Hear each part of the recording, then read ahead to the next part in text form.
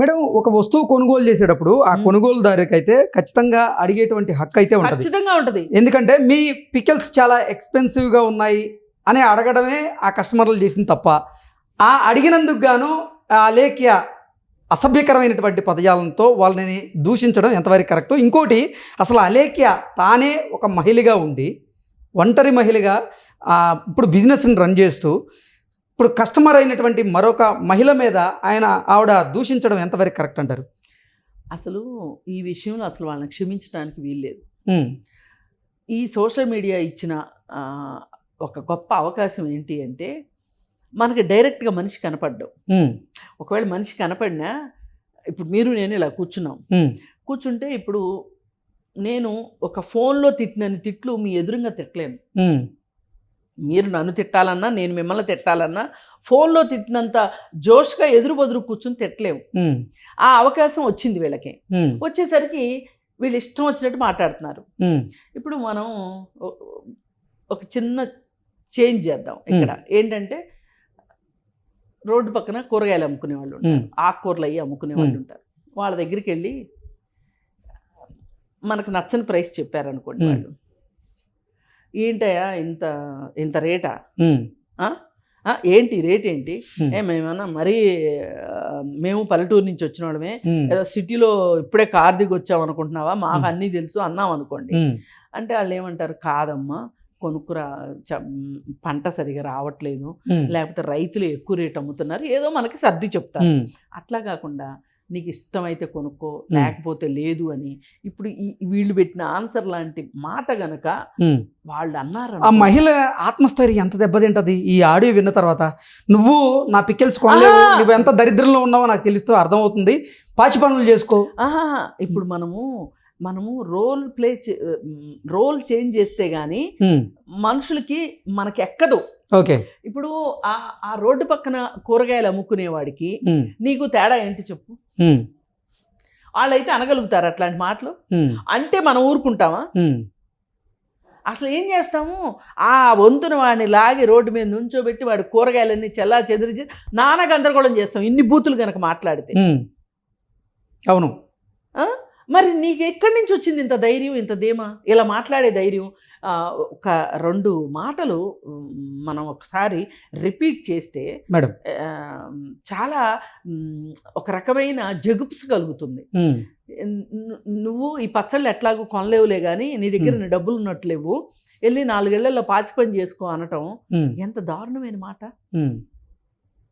అది అయిపోయిందా, ఇంకొకళ్ళు ఎవరో ఫోన్ చేశారు, ఇంకొకళ్ళు ఎవరో మెసేజ్ పెట్టారు, ఏంటి ఎంత రేటు అంటే, వాళ్ళకి పెట్టిన సమాధానం, నువ్వు కొంచెం డబ్బులు సంపాదించడం నేర్చుకో, నువ్వు ఇప్పుడు ఈ పచ్చళ్ళే కొనలేకపోతే రేపు నీకు పెళ్ళామో గర్ల్ ఫ్రెండ్ వస్తే వాళ్ళు రేపొద్దున పచ్చళ్ళే కొనలేనుడు బంగారం కొనమంటే ఏం చేస్తావు? వాళ్ళు ఎవరితోన్నా లేచిపోతారు. ఇలాంటి మాటలు మనం చాలా చాలా 100% సాఫిస్టికేటెడ్గా మాట్లాడాము ఇక్కడ మనం. ఆమె -0లో మాట్లాడింది, బాబోయ్ ఆ బూతులు వినలేము అసలు. ఒక చదువుకున్న వాళ్ళు కానీ ఈ కాలం మనుషులు అంటే ఒక 100-200 సంవత్సరాల క్రితం మాట్లాడుకునే పొలాల్లో అట్లా మాట్లాడుకునే వాళ్ళు కూడా ఇంతకంటే సంస్కారంగా మాట్లాడతారు, తెలుసో తెలియకో కూడా అలా మాట్లాడినట్లు కనిపించింది.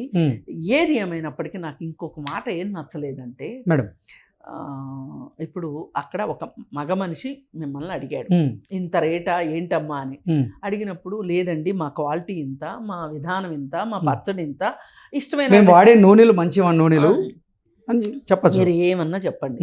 అలా చెప్పుకుని మీ ప్రోడక్ట్ గురించి చెప్పుకుని మరి మీరు ఇంత ఎఫర్ట్ చేయగలిగితేనే తీసుకోండి, లేకపోతే లేదు అని చెప్పి మాట్లాడే వరకు మీకు హక్కు ఉంది.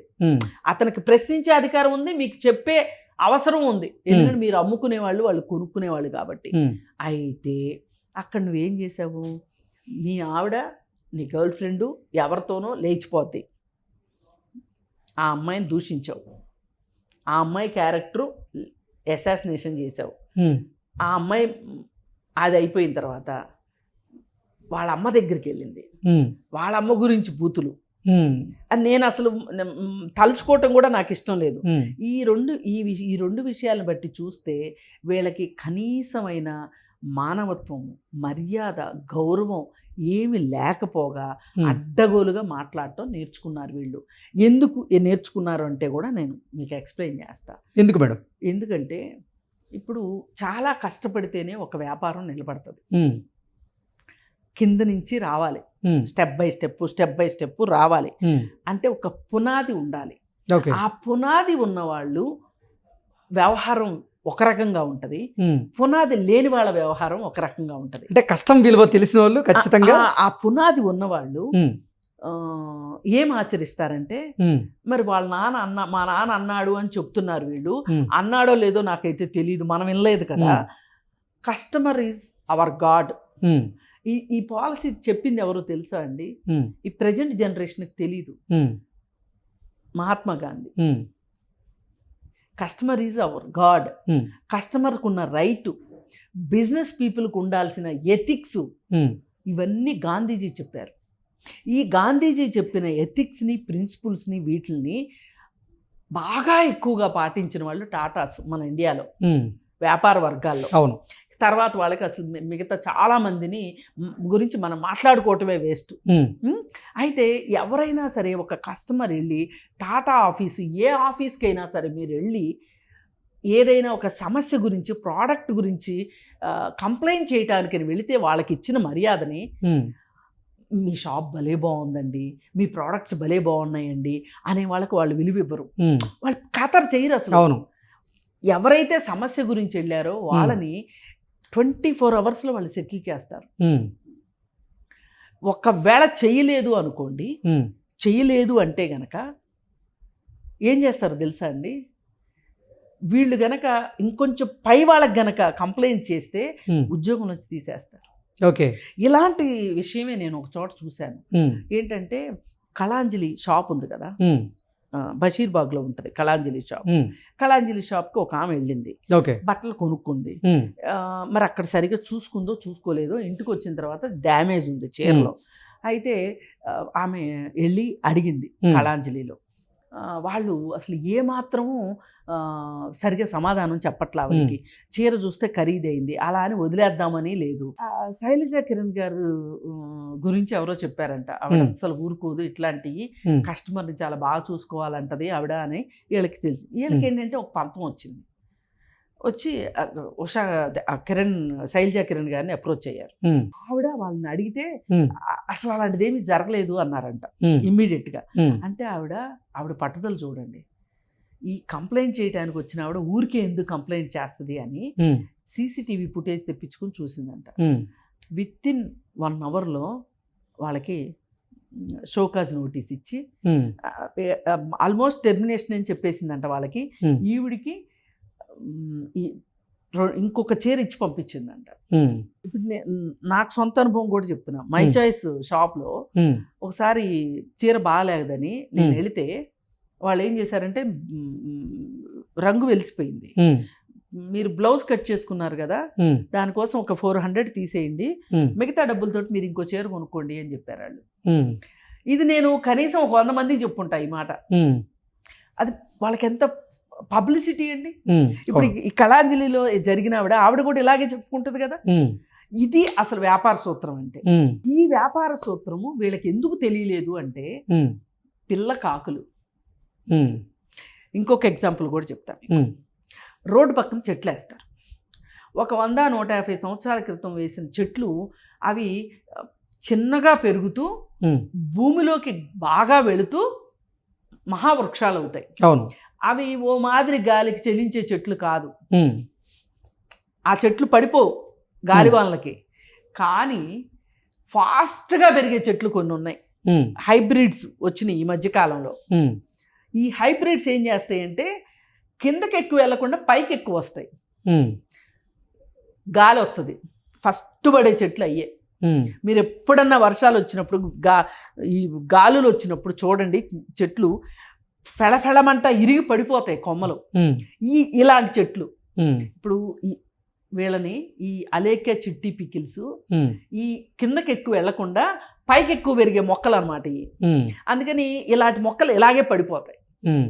ఎవరైనా సరే వ్యాపారం చేయదలుచుకుంటే మీరు నేర్చుకోవాల్సింది ఏంటంటే మీరు గట్టి పునాది వేసుకోవాలి, పైగా సంస్కృతి సంస్కారం నేర్చుకోవాలి. మేడం, మన వల్ల తప్పు జరిగింది అని తెలిసిన తర్వాత, మన వ్యాపారంకి నష్టం జరుగుతుంది అని భావించిన తర్వాత అయినా వారు బయటకు వచ్చి ఆ సదరు దూషించిన వ్యక్తులకి క్షమాపణ చెప్తే పోయేదేంటి? ఇక్కడ మీకు అర్థం కావాల్సింది ఏంటంటే ఇవాళ బూతులు అనేవి ఎంత పాపులర్ అయిపోయినాయి అంటే, ఓకే, షార్ట్స్లో, రీల్స్లో, యూట్యూబ్ వీడియోల్లో ఎంత ధారాళంగా బూతులు మాట్లాడుతున్నారు.